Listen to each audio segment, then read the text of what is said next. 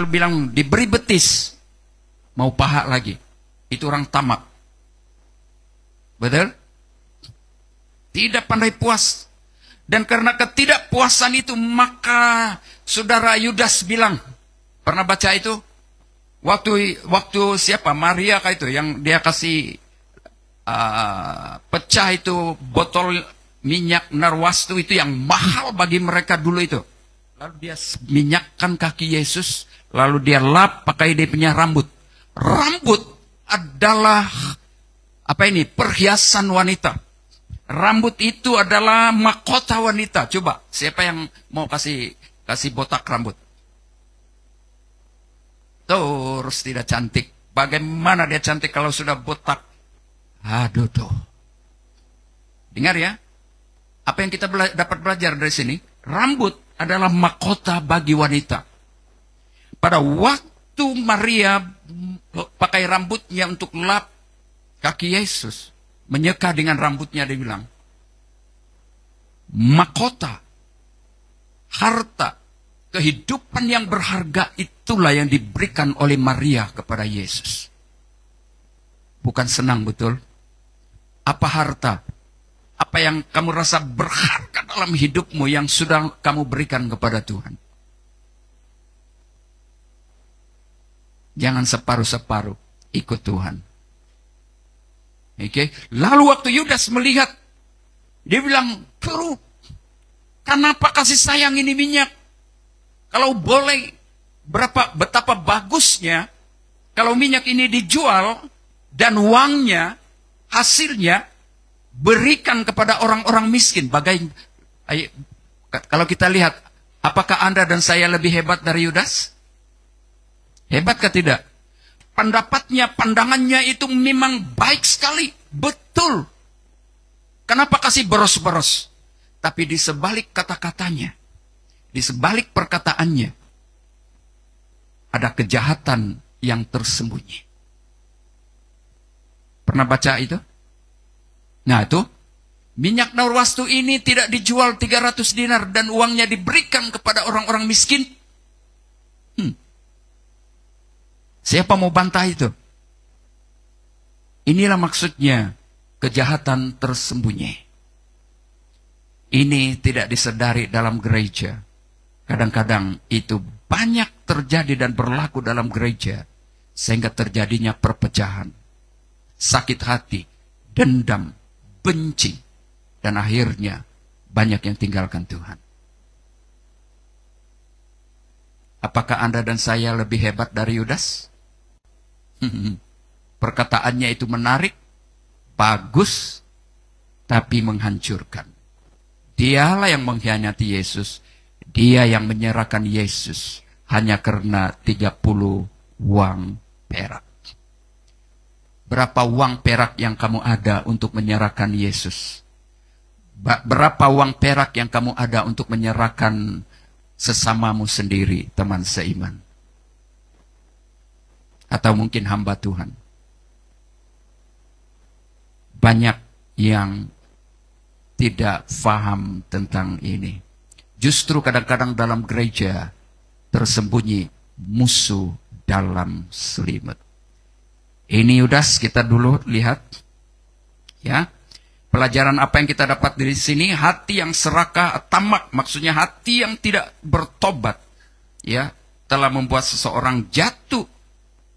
Ya, Yudas jatuh, kita lihat dari perbuatannya ini. Saudara, dia sendiri bunuh diri, gantung diri, dan akhirnya mati terhadap perbuatannya sendiri. Sampai ada yang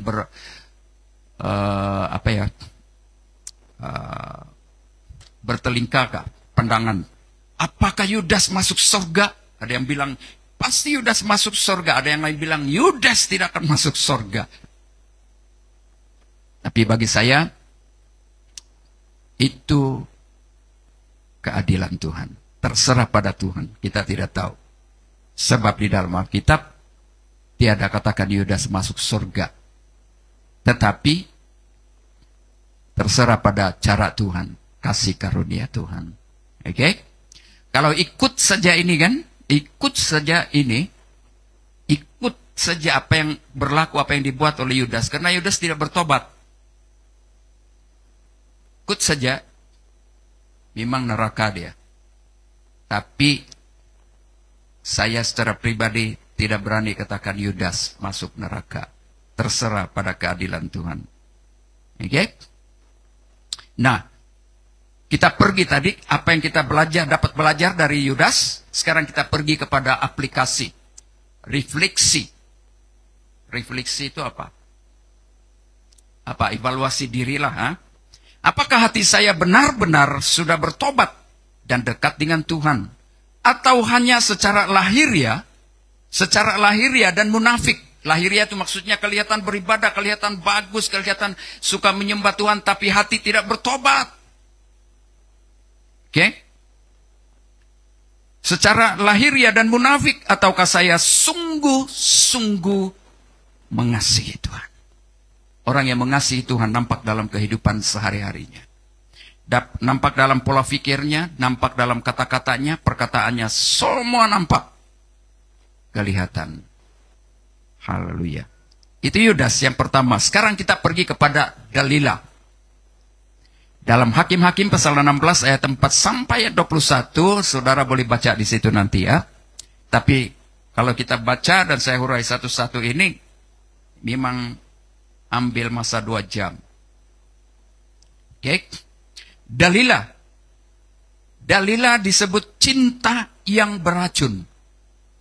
Cinta yang ada racun. Hai suami, betulkah kita cinta sama istri? Atau istri, betulkah? Atau yang bujang-bujang? Fikirlah baik-baik sebelum mau kawin. Betulkah saya jadi istri? Nanti kalau saya kawin, betulkah saya jadi istri yang baik? Istri yang bertanggung jawab terhadap suami, istri yang bertanggung jawab terhadap anak-anak. Oke? Jangan lihat dompetnya. Waktu kami minum-minum semalam sama beberapa pastor di sebelah sana, ada itu restoran baru sana, sedap dia punya makanan itu. Apa itu apa itu? Saya lupa sudah itu. Kanomen kah? Dia sana lain yang mie, lain lagi sup dia. Sedap. Kalau mau coba pergilah awal-awal. Sekarang promosi masih murah. Oke. Nah, cinta yang beracun. Kedua ini, Hakim-Hakim pasal 16 ayat 4 sampai ayat 21, tapi saya ambil dalam ayat ke-6. Ya.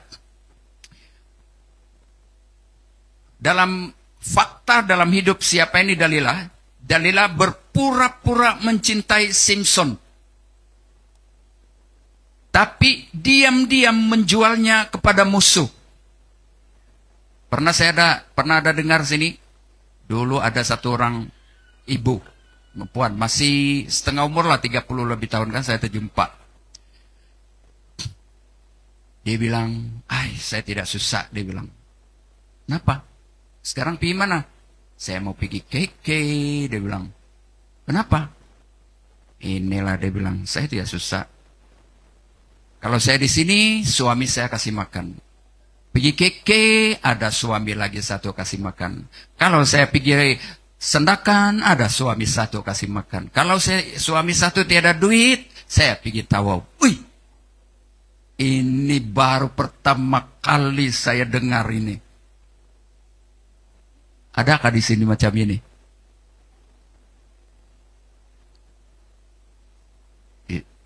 Saya pikir dia main-main, memang betul-betul. Ini istri yang diam-diam tapi beracun. Ya, dia sedang membunuh kasih dan kesetiaan suaminya kepadanya. Betul? Secara diam-diam. Oke?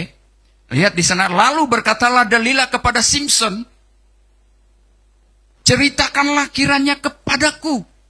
Wih, dia pujuk bagus-bagus. Tidak tahu, coba adakah perempuan yang pandai pujuk rayu sini?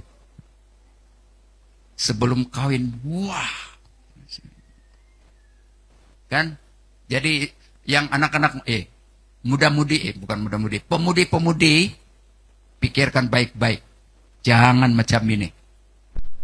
Ya, karena dompetnya tebal. Oh iya, saya lupa bah tadi. Jadi, ada cerita dulu kami, ada pelawat dari Indonesia, 3 orang. Lalu karena bagi-bagi kami. Nah, hari ini yang apa ini ya? Yang bawa kasih minum breakfast, minum apa itu? Minum pagi. Siano kamu ya. Karena yang macam besok Brother Alex dengan si penutua Harry. Brother Alex penutua Harry Pastor Christopher. Ya, kalau kamu dekat sama dia cakap saja terbalik dompet bilang ketawa derang tuh. Sebab dia sedar. Sekali kami diam, bawa saya diam-diam lah, bawa pergi makan di sana, di food court sana. Tidak sangka-sangka sekali ini cerita-cerita udah. Mereka udah itu yang apa itu? Tilapia itu mau masak besar lagi itu sekali timbang. Sekali mau bayar. Ini Brother Alex pandai juga dia kasih dia punya duit, dia bilang saya mau balik dulu. Dipikir pungutan. Sekali mau bayar. Itulah itu cerita itu. Mau terbalik dompet. Kami masana minum kemarin kan, udah. Brother, saya bilang, tebal kah kau punya dompet ini? Nanti terbalik kok. Yeah. Oke, saya cuma cerita itu supaya kita santai. Tapi itu memang kejadian betul. Kalau tidak percaya, coba nanti ada kebaktian kita 25 hari bulan. Dekat dengan Penutua Herika, Pastor Kristopoka. Pastor, kita belanja saya, tapi jangan terbalik dompet lah, bilang. Tahu itu? Ya, itu sampai kami pergi Tinom, dia punya kereta tayar itu kan, kapak. Sebab mau terkupas sudah. Apa mau beli ya tayar? Macam mana lagi? Kalau sudah tiada duit ke tiada. Habis sebab kami bawa lagi pergi Tinom itu pelawat tuh. Jadi pakai kereta dia pakai. Saya bilang, pas marilah kita pergi sehingga di tayar, tapi saya tidak janji tayar baru, tayar skin hand. Yang penting kita sampai ke Ningau balik. Pergilah di sana, beli skin hand harga 35 ringgit. Yang penting sampai balik di Keningau. Pernahkah macam begitu? Terbalik dompet. Buka, cek 1 sen pun tidak. Oke, kita pergi. Oke. Ceritakanlah kiranya kepadaku, karena apakah kekuatanmu demikian besar, kata Dalila kepada Simpson. Dan dengan apakah engkau harus diikat untuk ditundukkan, dikalahkan? Simpson pikir Dalila ini cerita biasa-biasa. Ya, dengan pujuk rayunya kita boleh imagine lah. Apalagi kalau misalnya duduk di kerusi kah, atau sedang baring sama-sama di katil kah. Kan? Simpson tidak pernah terfikir Dalila adalah musuh dalam selimut.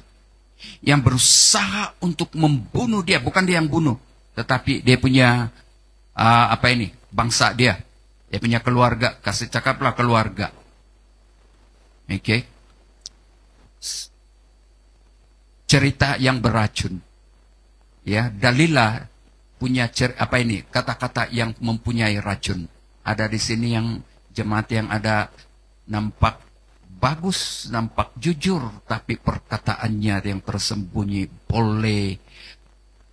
Yang dia bilang setitik di nila-nila itu semua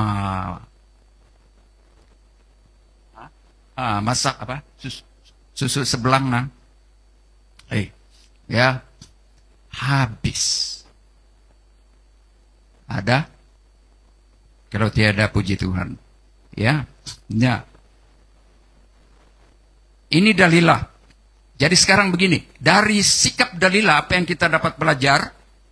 Apa yang kita dapat belajar daripada sikap Dalila ini? Dikatakan begini, tidak semua kasih itu murni. Penampakan mengasihi, ya, suka tolong, suka memberi, tapi suka menuntut. Menuntut, kalau bukan saya, gitu. Kalau bukan saya, semua tidak boleh. Kalau bukan saya, tiada itu. Begitu. Ya. Tidak semua kasih itu murni. Waspadailah hubungan atau persahabatan yang kelihatan baik. Kelihatan baik. Tetapi fakta sebenar bukan demikian. Itulah sebabnya kenapa banyak orang yang kehilangan anggota. Kan apabila ada yang mau pergi Kambodia itu, dia kerja, dia tawar yang bagus, dia punya izin. Oh, dia bilang bagus, terjamin lah, itulah ini. Tahu-tahu sebenarnya dia sedang membunuh orang yang dia kirim ke Kambodia. Kan? Ya, kelihatan baik semua tawaran. Ya, dia punya perkataan itu semua nampaknya bagus. Tapi sebenarnya ada kejahatan di sebalik itu. Ya. Tetapi fakta sebenar bukan demikian, hanyalah manipulasi. Tahu manipulasi? Ini bagus kalau kau tidak buat, sayang oh. Hilanglah kesempatan kau, itu manipulasi. Kedengaran bagus kan? Ada manipulasi yang tidak bagus. Sekali kalau kau buat 3 kali, ketiga kali itu, sekali-kali saya tidak maafkan kau. Kau buat lagi, saya tidak anggap kau kawan. Kau buat lagi, saya tidak anggap kau keluarga. Itu manipulasi. Manipulation. Manipulate. Oke? Ini kan banyak dalam gereja. Saudara, bahkan ada hamba-hamba Tuhan, pastor-pastor yang buat begitu. Itu sebabnya selalu kalau kau tidak bayar persepuluhan, kau masuk neraka. Saya rasa saya tidak pernah ada cakap begitu di sini kan.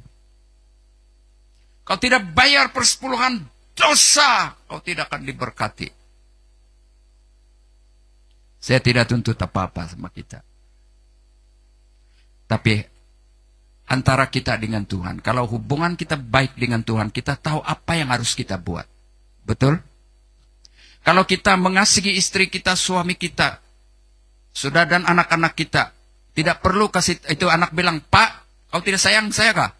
Tidak.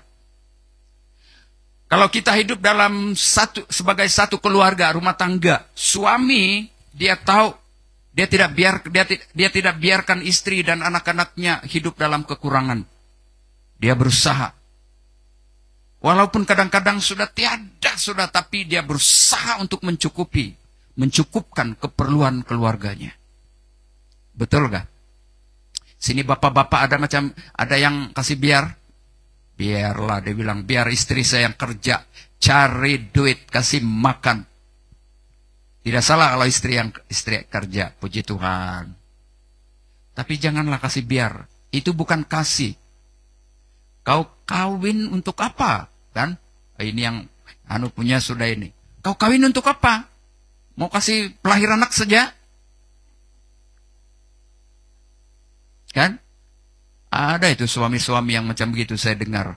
Kalau belum siap kawin, janganlah kawin. Siap dulu. Ada orang-orang yang sebelum dia kawin kan, ada yang pandailah, tapi tidak semua lah. Dia bilang sebelum saya kawin, saya kerja, saya kasih bikin rumah dulu, semua lengkap dulu baru saya kawin. Oh itu bagus juga. Kali kawin, mereka hidup bersama. Siapa di sini yang sudah kawin tapi tinggal dengan orang tuanya? Orang tuanya yang kasih makan. Suami istri tidur, bangun, makan, tidur, bangun, makan. Di sini tiada, amin. Jadi anak-anak muda, jangan pikir kawin, lepas itu tinggal sama orang tua yang kasih belanja. Habis. Itu bukan kawin itu. Nah, sekarang kita kembali. Ya, tetapi faktanya bukan demikian, hanyalah manipulasi serta memanfaatkan kebaikannya. Ya, kebaikan dia kelihatan baik, tapi dia manfaatkan, pakai kebaikannya untuk memanipulasi. Oke? Kebaikannya berlandaskan, dia memakai kebaikannya berlandaskan kepentingan pribadi. Inilah ya yang kita dapat belajar dari sikap Delilah. Dia pujuk Simpson, tapi sebenarnya dia pujuk sampai pujuk rayu dia itu, wah Simpson termakan terbuai dengan pujuk rayunya, kebaikan kata-kata. Ada yang sampai berkata-kata, ada yang pandai berkata-kata itu kan. Bukan main-main kata-katanya. Sekalipun aku seberangi lautan api. Saya sayang sama kau. Ada di sini yang berjanji begitu, yang ada boyfriend girlfriend. Nanti saya jaga kau, jangan kau susah. Saya beli kereta, saya beli ini. Tiada itu cerita dongeng itu. Saya jaga kau, nanti setelah kawin, dia punya penentu. 1, 5 bulan kemudian, atau 1 tahun kemudian, baru nampak betul-betul. Kalau 1 tahun belum ada anak, 2 tahun sekali sudah ada anak. Nah, disitulah. Ibu-ibu yang ada di sini, kita semua yang sudah kawin ini, kalau kita hidup bahagia bersama suami, sekalipun makan singkong, makan umbus, makan daun ubi, tetapi tetap bersyukur.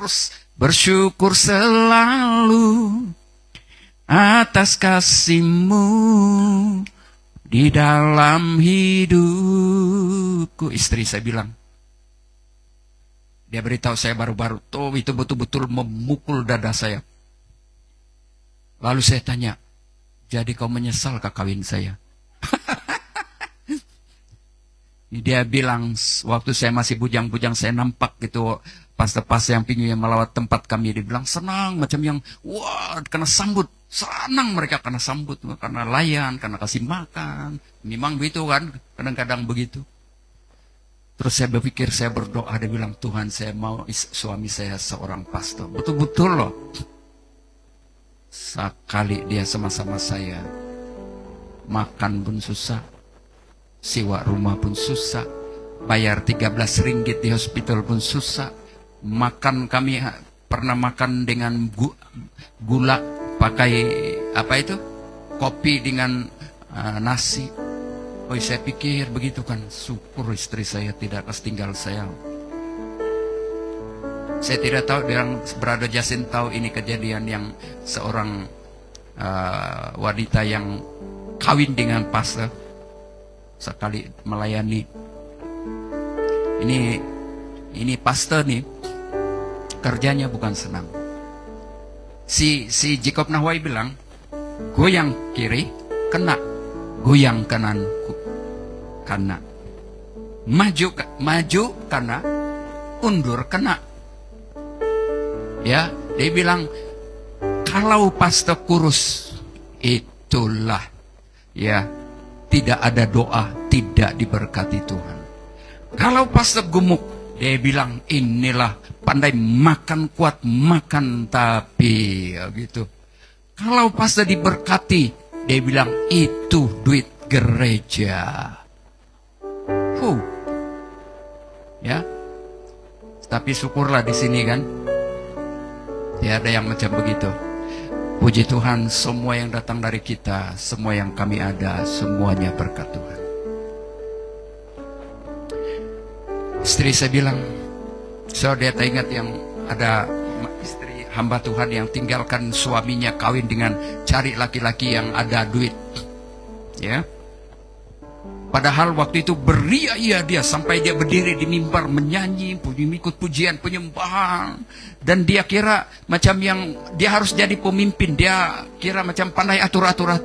Dia pikir begitulah sebab dia sudah istri pastor kan. Dalam beberapa lama kemudian, waktu mereka masuk dalam pelayanan, gaji tidak cukup, makan tidak cukup. Dia tengok orang lain pergi supermarket membeli, bawa banyak barang. Dia cukup-cukup saja beli ikan masin, makan masak di rumah. Dan orang lain bercuti, pergi sana sini, mereka diam. Itulah kisah seorang pastor. Waktu istri saya bilang, dia kasih cerita itu, banyak orang yang tidak paham sebenarnya kedudukan sebagai seorang istri pastor, dia bilang.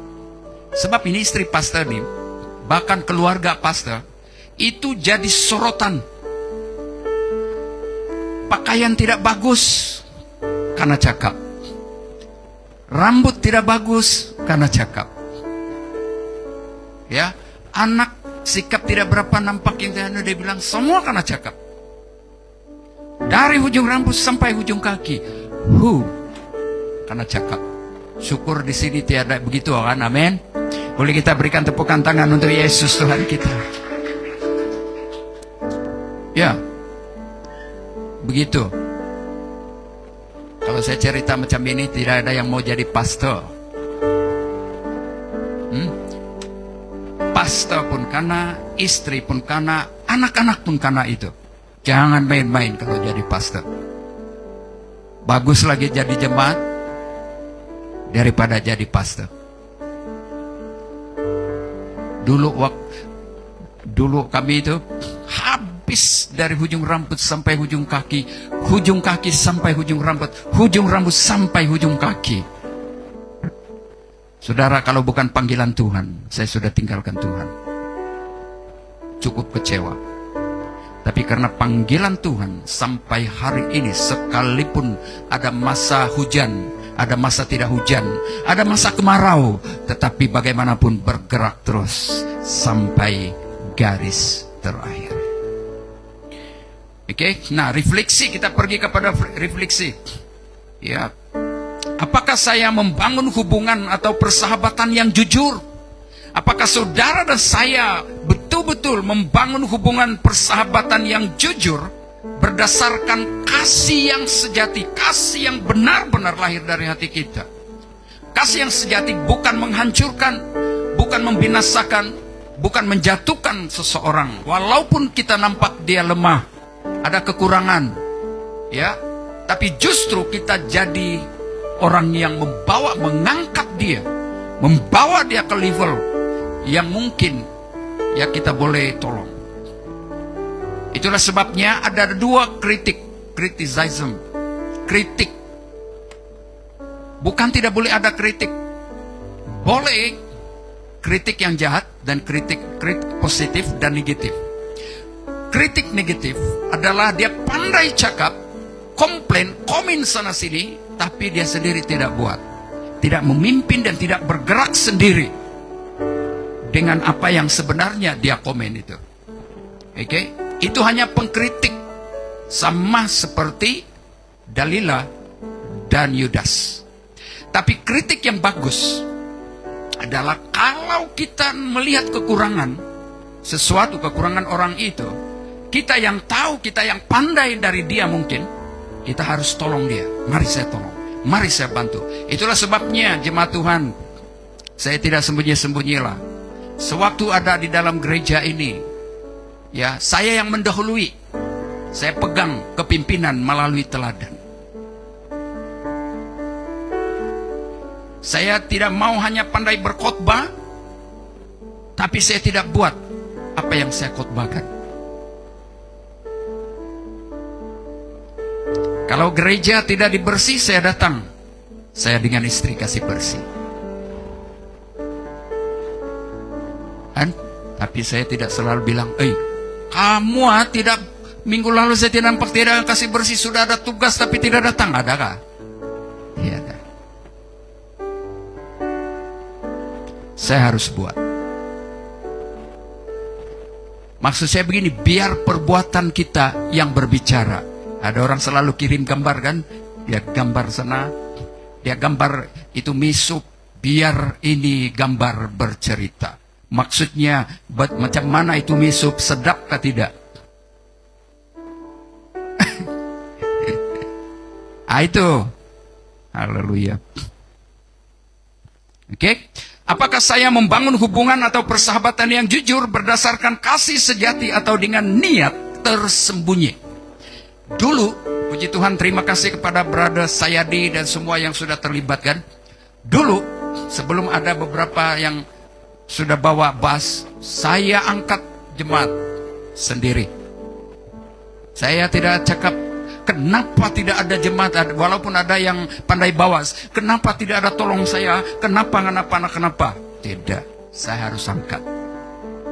Sampai ada pelawat-pelawat di mana saya, apabila saya pergi Semenanjung, saya diundang melayani. Mereka cakap, kamu tahukah, di gereja kita ada driver-driver yang angkat. Tapi kalau dia sendiri angkat jemaat. Adakah pastor yang macam begitu? Saya diam saja. Apa yang kita buat itu menjadi kesaksian. Itu yang orang lihat. Bukan apa yang kita cakap, tetapi tidak sama dengan perbuatan kita. Itu kritik yang bagus. Jadi puji Tuhan, jemaat di sini walaupun simple, biasa-biasa, tetapi walaupun tiada pendapatan kerja yang tetap, tetapi semuanya aman, kata bahasa Indonesia. Kan? Aman kita. Bukan terbang tinggi di awan. Saya lihat pendeta Mexibi sedang melayani di Ranau. Dia selalu nyanyi, bukan terbang. Ini ada lagu yang paling saya suka. Sewaktu kami pergi, ini tim Christian Worship, masih lagi mereka kecil-kecil. Kami keliling seluruh Kudat melayani di gereja PCS. Diundang 1 minggu. Masih kecil-kecil mereka ini. Dan selalu itu loh. Kenapa saya nyanyi itu? Itu yang mendorong saya melayani Tuhan sampai hari ini. Bukan terbang tinggi di awan, bersamamu dalam kemuliaan. Sebab firman-Mu penuh teguh menopang, ku kan aman dalam-Mu Tuhan. Wow. Sekarang saja umur begini kan, Brother Jerome. Kalau dulu itu, ini habis ini karena pusing lari kalau saya nyanyi itu. Ya, habis itu, lompat sana, lompat sini. Waktu saya dijemput melayani di Medan hari itu, KKR di Padang, di ruang terbuka. Setelah lepas khotbah, saya bau nyanyi, menari, lompat. Akhirnya selama berapa malam itu, semua pun ikut. Walaupun ada beberapa gereja di sana yang kaku, yang menyanyi yang biasa, tapi waktu mereka melihat reaksi dari hati yang memuji Tuhan, menyembah Tuhan, mengagungkan Tuhan, itu membawa mereka bersukacita bersama. Saudara, menari, memuji Tuhan dengan lompat sana lompat sini itu bukan karena kita meniru orang dunia. Siapa yang meniru? Dunia yang tiru sebenarnya. Ya, bukan kita tiru dunia, tapi dunia yang sebenarnya meniru itu. Oke? Nah, yang ketiga, kita pergi. Orang yang ketiga disebut Gehazi.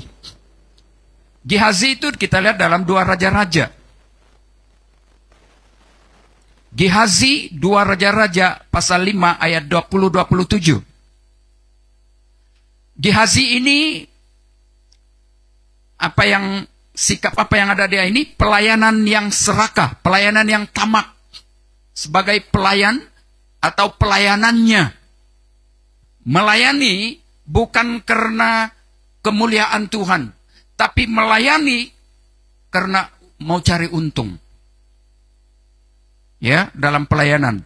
Jadi kalau kita baca itu dari ayat 20 sampai 27, panjang itu. Ya. Tapi kita lihat dalam ayat 20 sampai 23. Coba kita lihat 20 ayat 23. Boleh kita baca bersama, masih hidup? Oke. 1, 2, 3. Berpikirlah Gehazi, bujang Elisa. Bujang itu maksudnya dia punya pembantu. Sesungguhnya, 1, 2, 3. Sesungguhnya tuanku terlalu menyegani Naaman, orang Aram ini, dengan tidak menerima persembahan yang dibawanya. Segan dibilang, walaupun Elisa sudah banyak tolong, tapi dia tidak minta apa-apa. Jadi dia segan. Jadi Gehazi, dia ambil peluang ini. Ya, dengan kebaikan Elisa, karena Elisa tidak minta apa itu? Minta gaji kah? Minta imbalan? Gehazi bilang, si Naaman pasti kasih itu. Dia pikir daripada siapa? Elisa. Nah, oke. 1, 2, 3 orang. 1, 2, 3. Orang Aram ini dengan tidak menerima persembahan yang dibawanya. Demikian Tuhan yang hidup, sesungguhnya aku akan berlari, dia bilang Gehazi, mengejar dia dan akan menerima sesuatu daripadanya. Kau tengok kali cikatnya ini. Ada di sini yang melayani pujian penyembahan minta gaji? Tidak salah, Abah. Kalau ada berkat gereja, saya mau kasih satu saya mau kasih ini. Yang penari-penari rebana kan, saya mau kasih juga itu. Tiap-tiap minggu, tapi belum masanya. Karena belum ada kekuatan. Oke. 1, 2, 3. Bab 1. 1, 2, 3.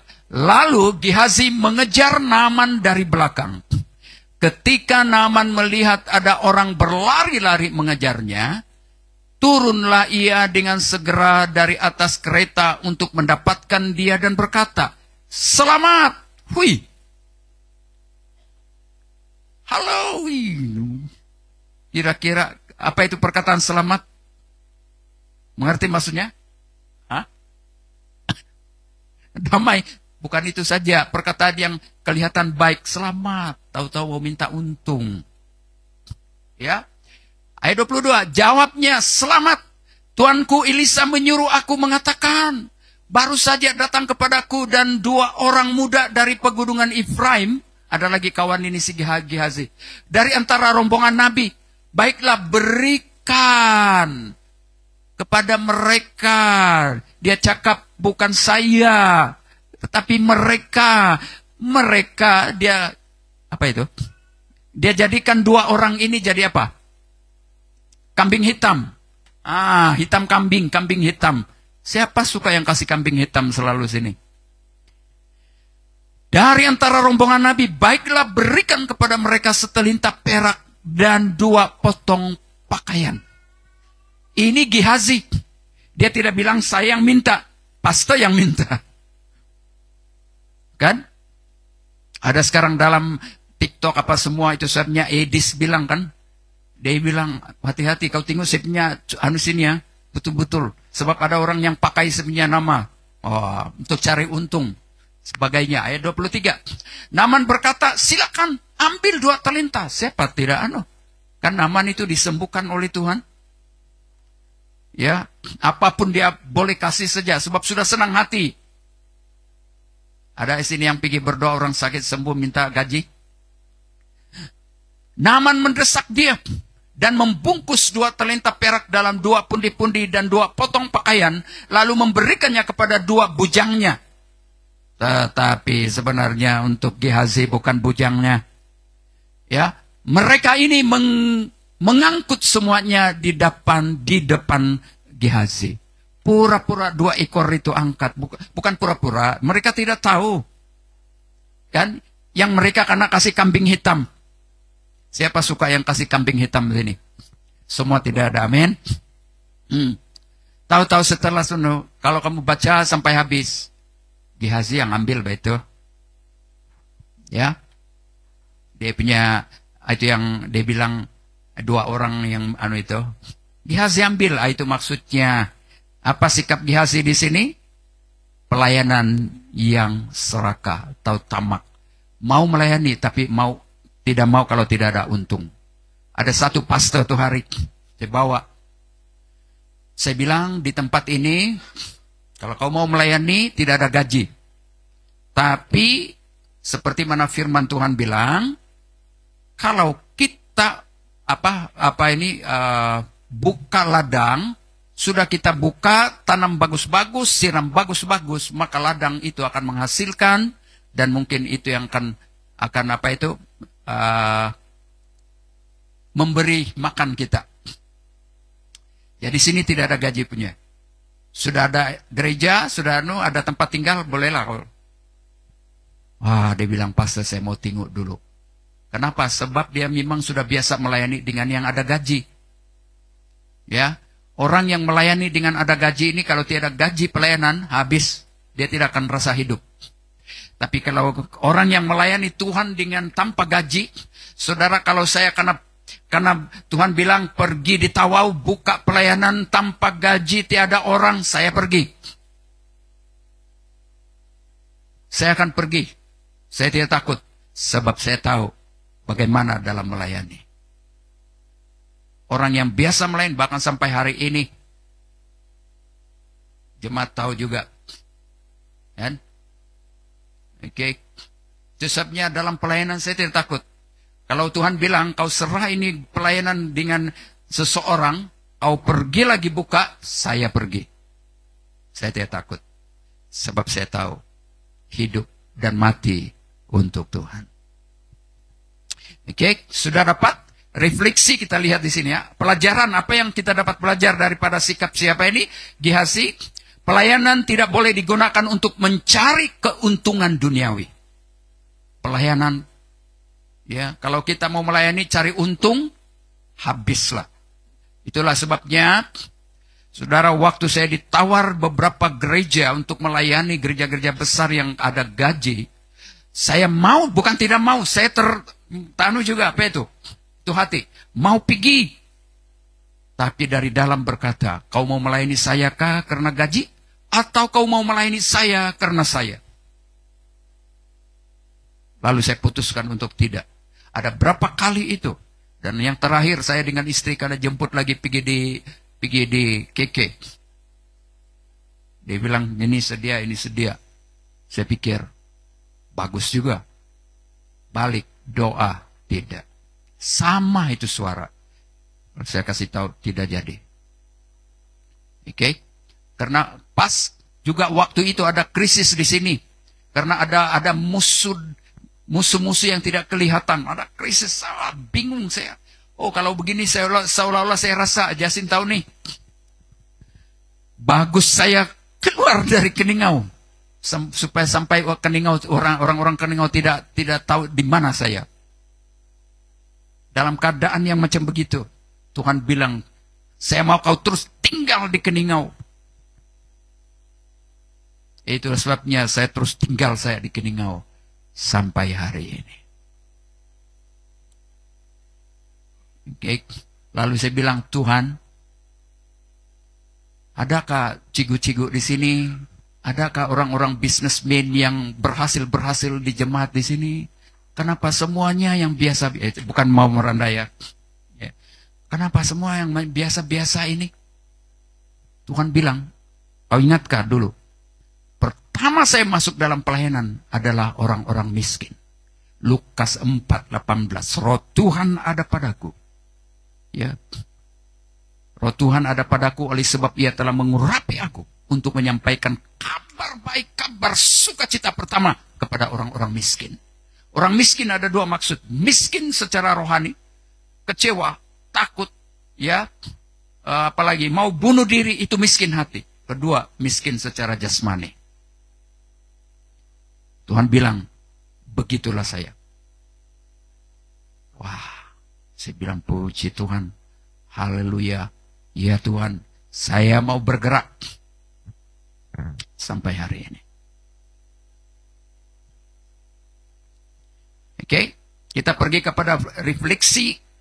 Apakah motivasi saya dalam pelayanan murni karena Tuhan? Apakah motivasi saudara dan saya melayani Tuhan dengan murni karena Tuhan, karena untuk Tuhan, atau karena keinginan mendapat sesuatu? Itu bagi orang-orang yang melayani Tuhan. Bagaimana saudara dan saya, kita selama ini ikut Tuhan, jadi orang Kristen, apa motif kita? Kenapa? Apakah karena kita mau hanya diberkati, mau hidup senang, supaya jadi orang Kristen, percaya Tuhan, tiada masalah? Saudara, itu adalah silap. Jangan taruh pola pikir demikian. Pada saat kita bertobat dan menerima Yesus sebagai Tuhan dan Juru Selamat, berarti saudara dan saya, kita siap dari kegelapan kepada terang Kristus. Dari hal-hal yang kotor dulu, mungkin kita selama kita belum bertobat, kita rasa diberkati, beruntung, sukses dengan pekerjaan kita. Tapi setelah kita bertobat ikut Tuhan, bukan seperti yang kita harapkan. Terjadi krisis, masalah. Sebab masalah itu adalah Tuhan sedang memproses hidup kita. Benarkah kita ikut Tuhan? Benarkah kita bertobat sungguh-sungguh hanya karena Tuhan? Atau ingin berkatnya lebih? Jadi kalau saudara setelah bertobat mengalami krisis, itu adalah proses seperti emas dimurnikan untuk bertumbuh dan membawa kita untuk lebih mengenal, mengetahui benarkah saudara dan saya betul-betul mengasihi Tuhan. Oke? Jadi jangan, itu banyak orang Kristen dibilang, saya pikir saya bertobat senang tidak masalah. Silap itu. Oke? Apakah motivasi saya dalam mengikuti Tuhan, jadi orang Kristen bertobat betul-betul murni karena Tuhan dan untuk Tuhan, bukan karena ingin mendapat keuntungan atau mendapat sesuatu, mau senang-senang. Yang terakhir, yang keempat, kedua terakhir, sekarang kita lihat Absalom. Itu di dalam 2 Samuel pasal 15.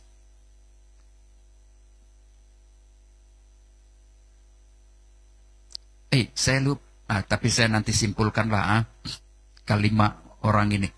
Saya lupa tadi.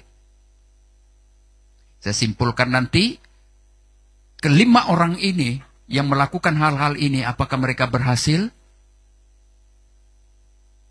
Itu. Oke, Absalom dalam 2 Samuel pasal 15, kalau kita baca sampai habis tidak itu memakan masa lama, tetapi saya hanya singkatkan. Apa yang kita lihat dalam sikap Absalom ini, anak Daud sendiri. Daud punya anak sendiri. Dia secara rahasia mau menggulingkan bapaknya sendiri sebagai raja atau sebagai pemimpin. Kadang-kadang banyak ini baik dari segi politik, kan?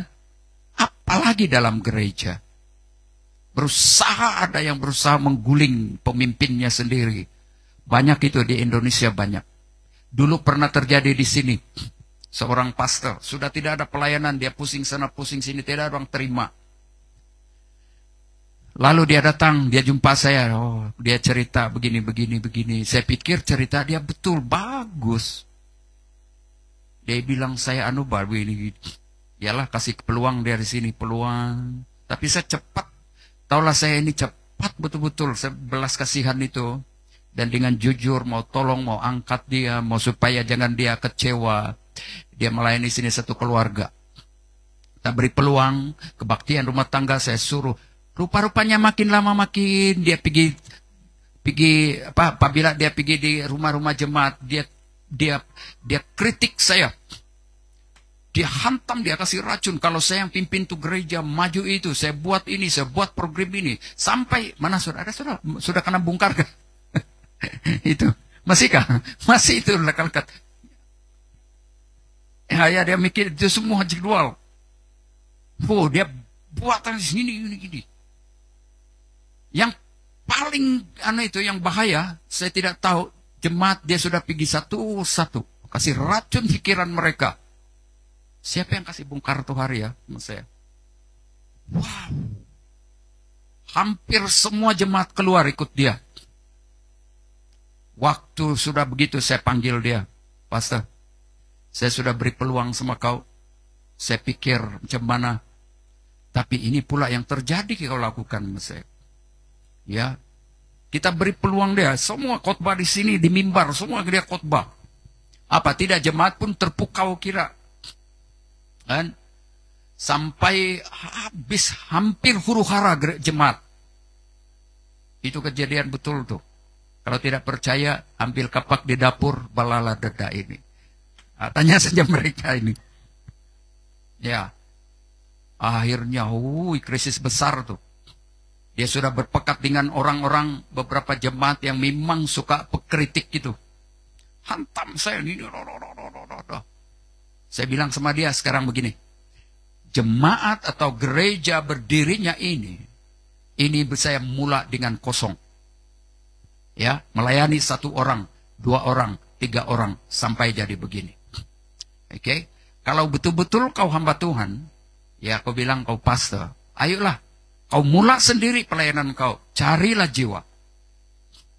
Ya, cari jiwa dan pimpinlah. Tahu-tahu sampai sekarang 1 biji pun tiada. Mau tahu 1 biji, 1 orang pun tiada ikut. Setelah dia keluar, semua ada jemaat yang mau ikut sudah. Silakan, saya bilang, silakan. Tiada masalah. Siapa yang mau ikut, silakan. Tahu-tahu akhirnya tiada juga. Tapi ada juga lah yang ada beberapa lah. Kan? Ya. Ini dia sikap Absalom. Begitu dekat dengan bapaknya. Tetapi ada kejahatan, ada rencana yang tersembunyi dia buat. Fakta kita lihat di sini. Anak Daud Absalom yang memanfaatkan posisinya sebagai anak yang rasa penting untuk merebut kekuasaan. Kita lihat dalam ayat 1-6, kita baca ayat 1 dan 6. Ini kita lihat rencananya ini. Masih hidup? Amin. Oke, 1, 2, 3. Sesudah itu Absalom menyediakan baginya sebuah kereta serta kuda dan 50 orang yang berlari di depannya. Ayat 2. Maka setiap pagi berdirilah Absalom tepi jalan yang menuju pintu gerbang. Pintu gerbang itu adalah pintu utama sebelum sampai kepada raja. Di sanalah dia mengkritik, di sanalah dia utarakan dia punya rencana, kebaikan-kebaikan yang boleh memukau mereka. Apa kebaikan dia? Kita lihat. Setiap, 1, 2, 3, setiap orang yang mempunyai perkara dan yang masuk menghadap raja untuk diadili perkaranya, orang itu dipanggil Absalom dan ditanyai, dari kota manakah engkau? Apabila ia menjawab, hambamu ini datang dari suku Israel anu. Oke, terus ayat 3. Maka 1, 2, 3, berkatalah Absalom kepadanya, lihat, perkaramu itu baik dan benar, tetapi dari pihak raja tidak ada seorang pun yang mendengar engkau. Dia tutup itu. Tidak mungkin raja dengar kau punya perkara. Perkaramu itu hanya saya yang dengar. Kalau kau beritahu saya, maka saya akan selesaikan. Dia sekat untuk orang ini sampai kepada Daud. Supaya dia pujuk semua. Ya, tipu muslihatnya. Untuk supaya orang percaya dengan dia. Oke? Nah, sekali lagi ya, tempat. Lagi kata Absalom, sekiranya aku diangkat menjadi hakim di negeri ini, maka setiap orang yang mempunyai perkara atau pertikaian hukum boleh datang kepadaku, dan aku akan menyelesaikan perkaranya dengan adil. Ini dia mau mengguling kepimpinan Raja Daud. Ayat 5. Lama sudah? Oke. 1, 2, 3 semua. Apabila seseorang datang mendekat untuk sujud menjam kepadanya, maka dihulurkannya tangannya, dipegangnya orang itu, dan diciumnya. Saya pernah itu. Ya, tangan saya dicium. Macam Yudas. Yudas datang-datang saja. Dia pegang, dia cium Yesus. Tahu-tahu itu musuh sudah datang menangkap Yesus. Oke. Nah, apalagi itu? 6. 1, 2, 3. Cara yang demikian diperbuat Absalom kepada semua orang Israel yang mau masuk menghadap untuk diadili perkaranya oleh raja. Dan demikian Absalom mencuri hati orang-orang Israel. Kelicikan Absalom. Begitulah yang saya alami hari itu, dulu-dulu. Ada orang yang begitu berpura-pura, jangan kita ada jawatan itu yang sebelum yang bilang itu sama dengan apa itu? Sabotage kah? Itulah kita belajar di sini. Siapakah Absalom? Absalom orang yang dekat dengan Daud. Mereka adalah umat pilihan. Tapi lihat, begitu juga dalam gereja sebenarnya. Kita tidak tahu, tapi akan Tuhan bongkar selalu. Oke. Nah, pelajaran apakah yang kita dapat daripada sikap Absalom? Ambisi atau cita-cita yang tidak disertai kerendahan hati boleh menghancurkan keluarga dan boleh menghancurkan gereja atau kepimpinan. Boleh semua itu terjadi. Dan saya pergi kepada refleksi, ya, apakah kita sekarang berambisi untuk memuliakan Tuhan atau membesarkan nama sendiri dalam pelayanan. Oke, itu Absalom. Boleh kita katakan bersama Absalom. 1, 2, 3. Mungkin sikap-sikap semua ini kita belajar dari Absalom. Tapi jangan sampai sifat roh seperti ini, sikap hati ini ada dalam hati kita. Dan yang terakhir, boleh kita katakan bersama terakhir. 1, 2, 3. Ananias dan Safira. Boleh senyum, mau habis sudah. Ananias dan Safira. Ada sini ada nama Ananias atau Safira? Atau ada Safira akhir zaman? Oke, kita lihat di sini. Ananias dan Safira ini kita lihat apa sikap mereka. Sikap kepura-puraan dalam memberi untuk pelayanan. Sekali lagi. Sikap kepura-puraan. Pura-pura suka memberi. Nampak murah hati dalam memberi untuk pelayanan. Kisah Para Rasul pasal 5 ayat 1 sampai ayat yang ke-11. Jadi kita boleh baca-baca di sanalah. Nah, kita lihat fakta daripada Ananias dan Safira. Sepasang suami istri yang ingin terlihat dharma, suka menderma, dermawan atau murah hati tapi berdusta. Halo? Boleh? Ya, sepasang suami istri yang ingin terlihat dermawan atau murah hati, tapi berdusta di hadapan Tuhan. Kita lihat ayat 1 dulu. Ayat 1 sampai ayat 5. Ada seorang lain yang bernama Ananias, ia beserta istrinya Safira menjual sebidang tanah.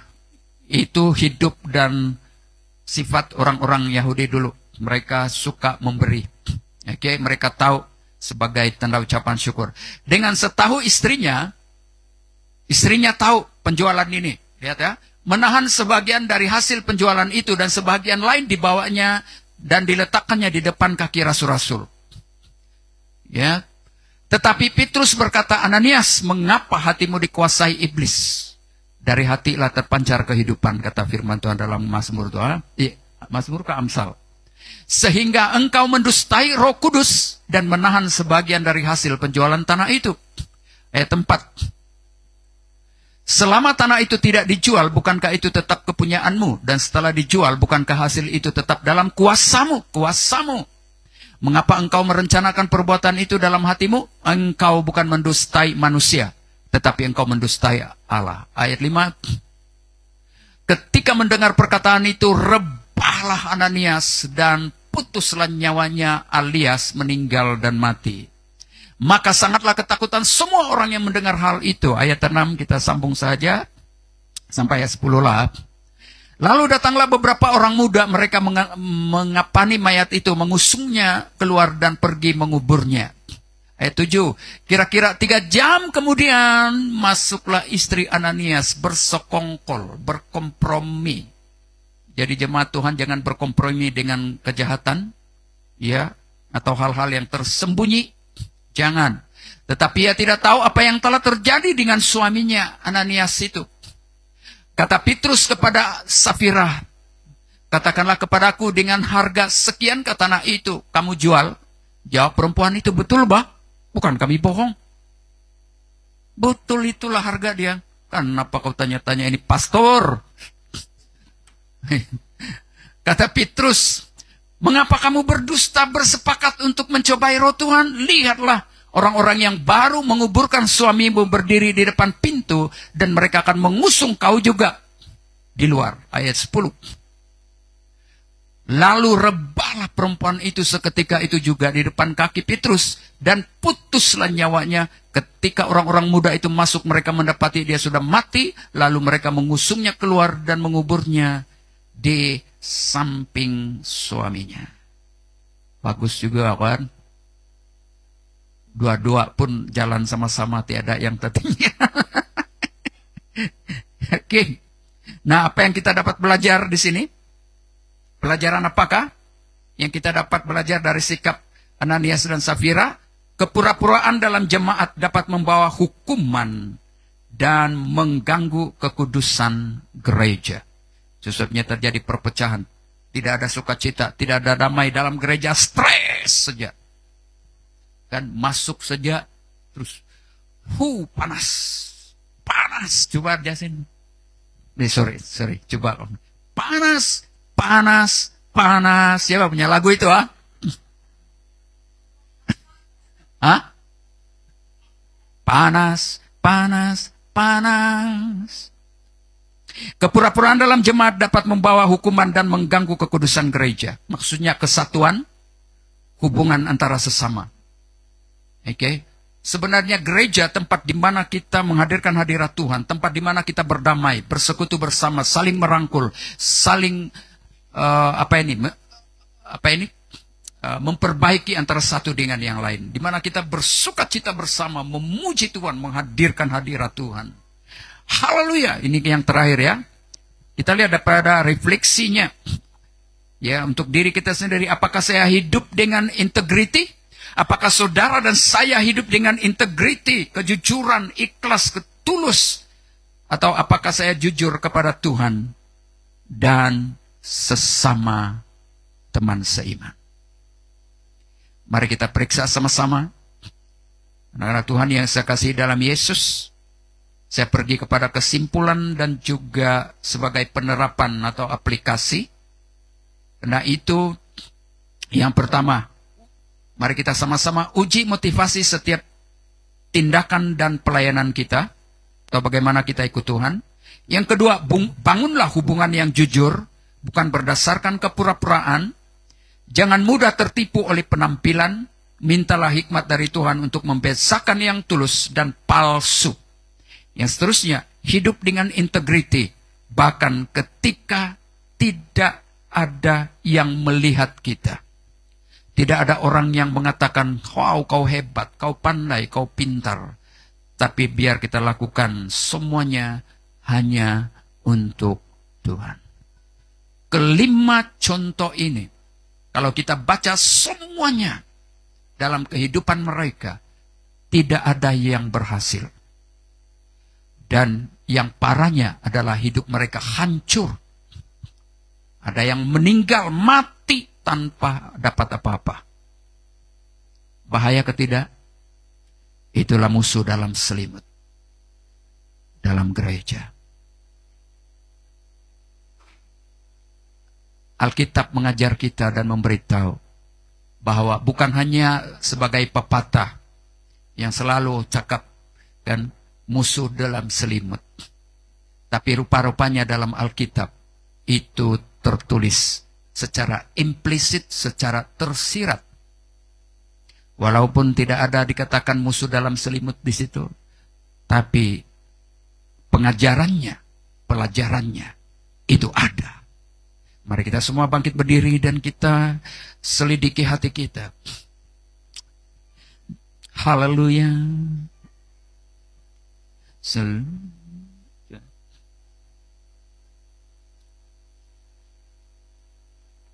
Selidiki aku. Mari kita dengan tenang, kita berdiri di hadapan Tuhan kita. Pada saat kita memuji, menyembah Tuhan, berdoa, ketahuilah satu kesadaran harus ada pada kita. Kita sedang berdiri di hadapan Tuhan. Kita bertanggung jawab dengan Dia. Selidiki aku, lihat hatiku, apakah ku sungguh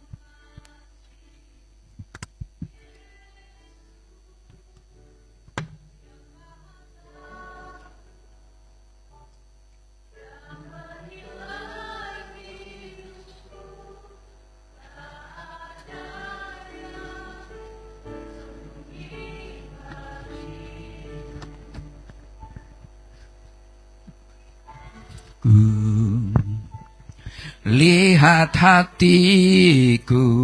Semua. Sungguh mengasihimu Yesus, Kau yang Maha tahu dan menilai hidupku. Tak ada yang tersembunyi bagimu. Telah kulihat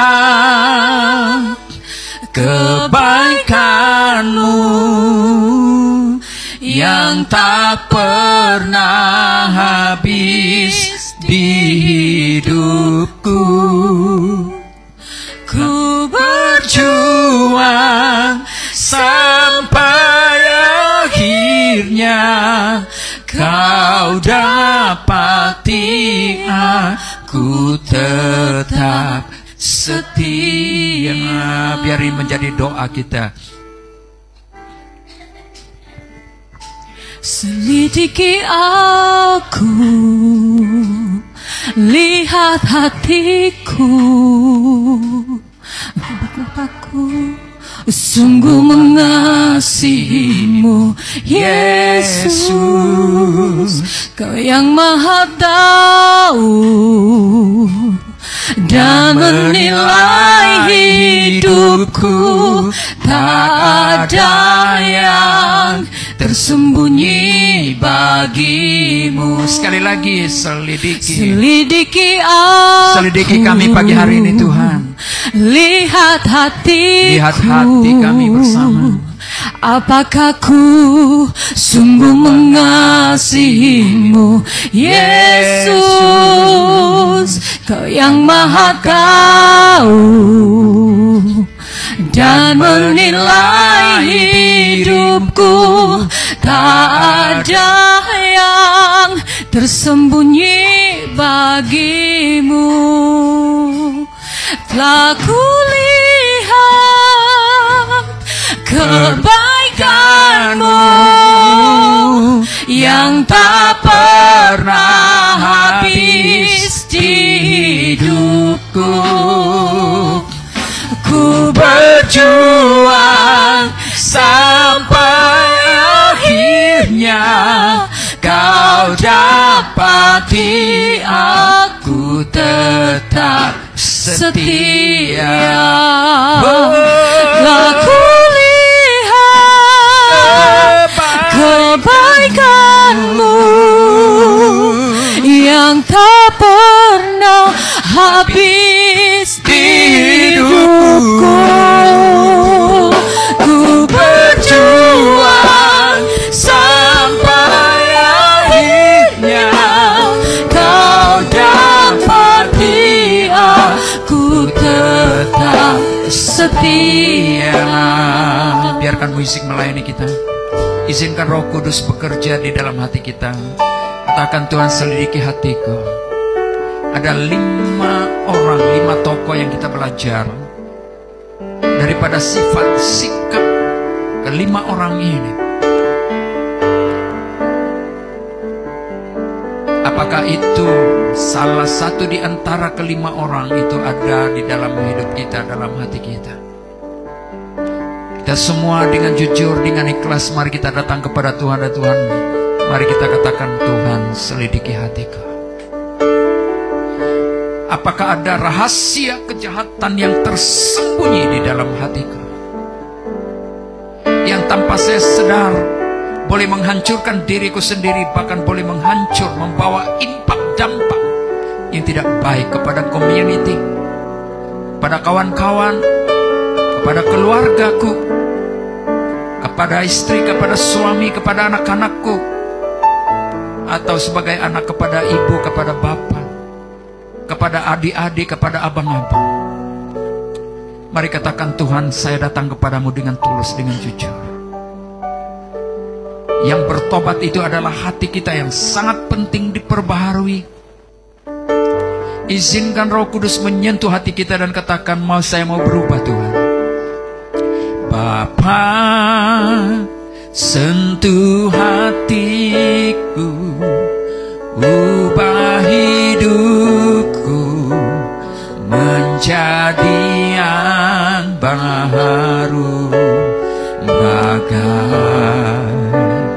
emas yang murni, Kau membentuk bicara hatiku. Bapa, ajarku mengerti semua sebuah kasih yang selalu memberi. Mari kita enjoy di dalam hadiratnya pagi hari ini. Biarkan hadirat kuasa Tuhan pernah berhenti. Biar ini menjadi doa kita.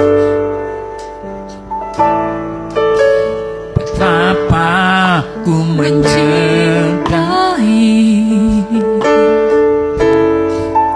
segala yang telah terjadi, tak pernah sendiri jalani hidup ini, selalu menyertai.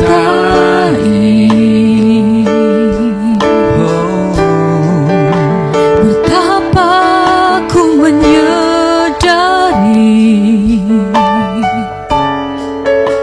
di dalam hidupku ini, Kau selalu memberi rancangan terbaik oleh karena kasih.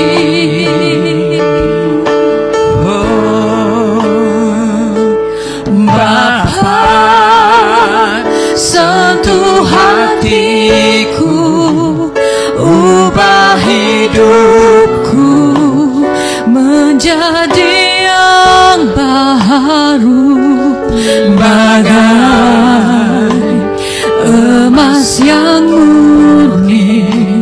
Kau membentuk bejana hatiku.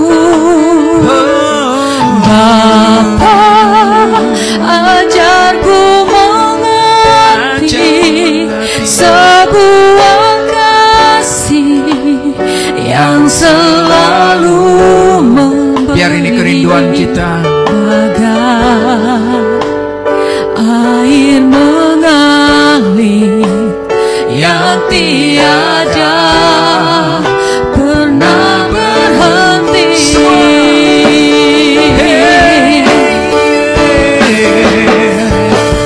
Bapa, sentuh hatiku, ubah hidupku menjadi yang baru, bagai emas yang murni.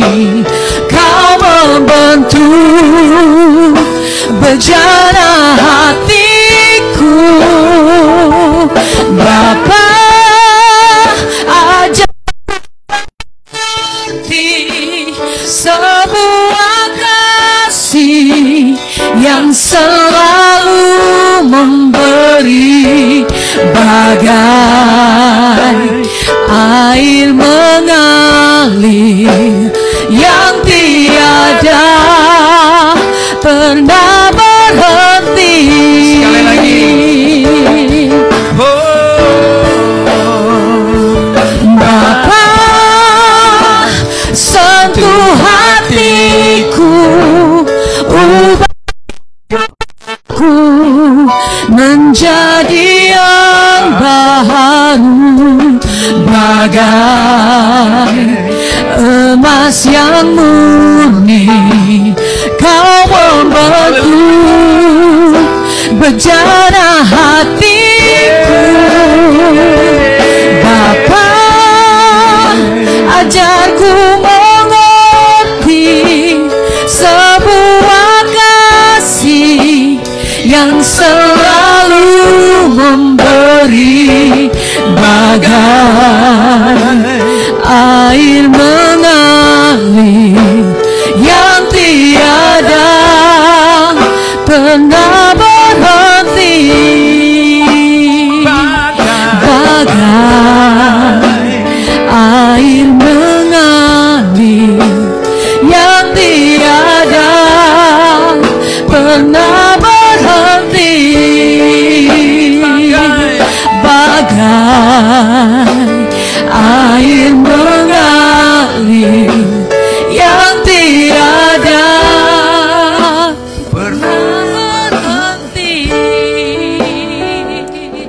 bagai air mengalir yang tiada pernah berhenti. Haleluya, haleluya.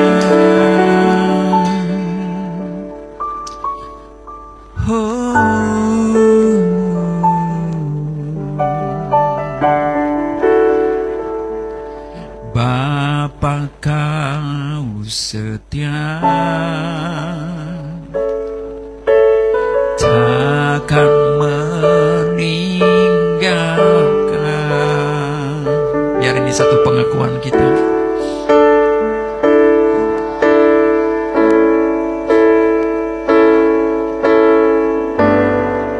Dan ku milikmu, kerinduanku.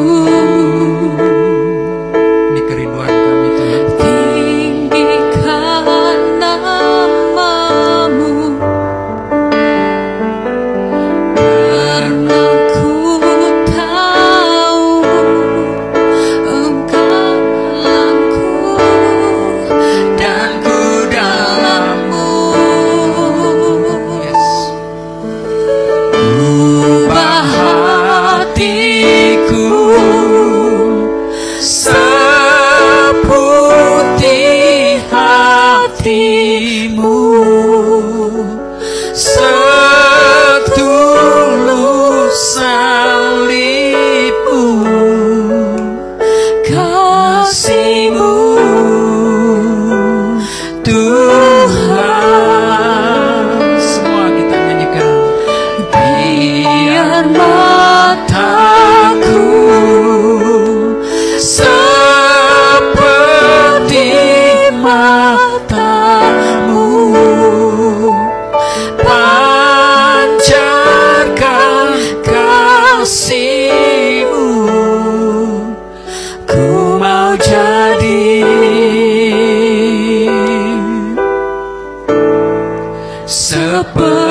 sepertimu. Let us sing together. This is the last song. Bapa, kau setia, Kesetiaanmu pada kami Tuhan. takkan meninggalkan.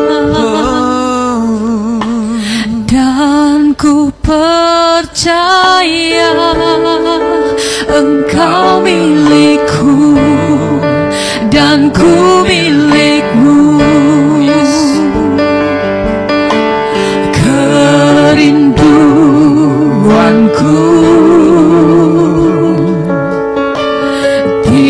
tinggikan namamu, karena ku tahu Engkau dalamku dan ku dalammu. Ubah hatiku seperti hatimu, setulus salibmu, kasihmu Tuhan. Biar ini menjadi doa kami Tuhan. Biar mataku Haleluya. seperti matamu, pancarkan kasihmu. Ku mau jadi. Sekali lagi. Ubah hatiku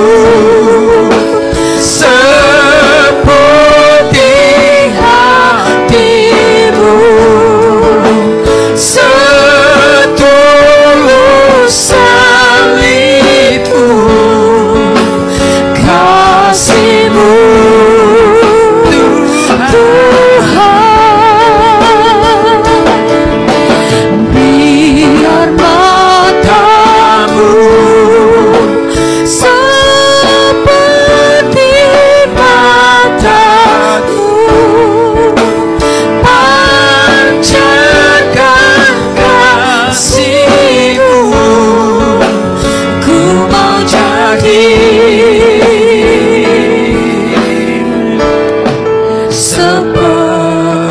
hatimu. Oh,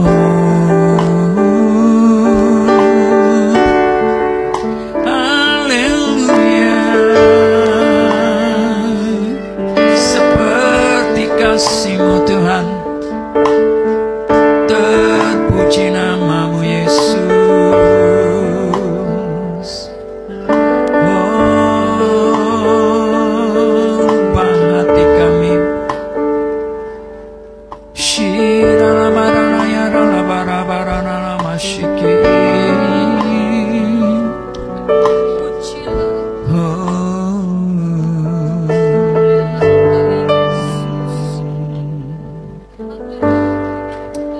Haleluya. Biarlah kebenaran firman-Mu yang kami belajar bersama pagi hari ini mengubah hidup kami.